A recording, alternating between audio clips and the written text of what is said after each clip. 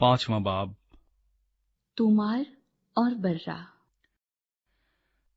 और जो तख्त पर बैठा था, मैंने उसके दाहिने हाथ में एक किताब देखी जो अंदर से और बाहर से लिखी हुई थी, और उसे 7 मोहरें लगाकर बंद किया गया था।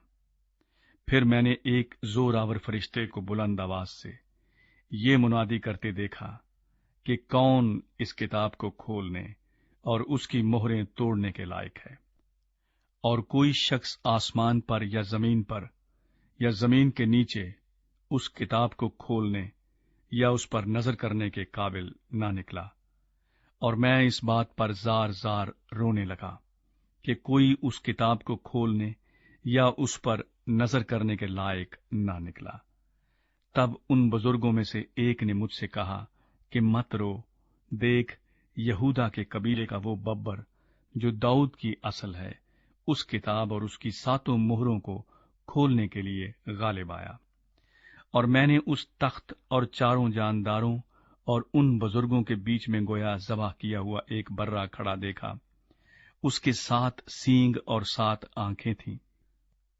ये खुदा की 7 रूहें हैं जो तमाम रूहें जमीन पर भेजी गई हैं। उसने आकर तख्त पर बैठे हुए के दाहिने हाथ से उस किताब को ले लिया।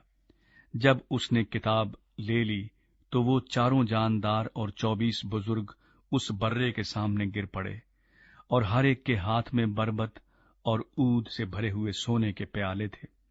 ये मुकद्दसों की दुआएं हैं।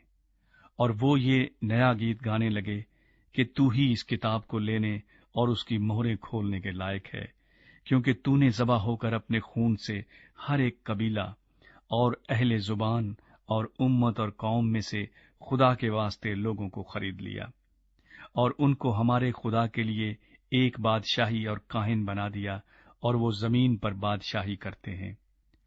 और जब मैंने निगाह की तो उस तख्त और उन जानदारों और बुजुर्गों के गिरदा गिर्द बहुत से फरिश्तों की आवाज सुनी, जिनका शुमार लाखों और करोड़ों था।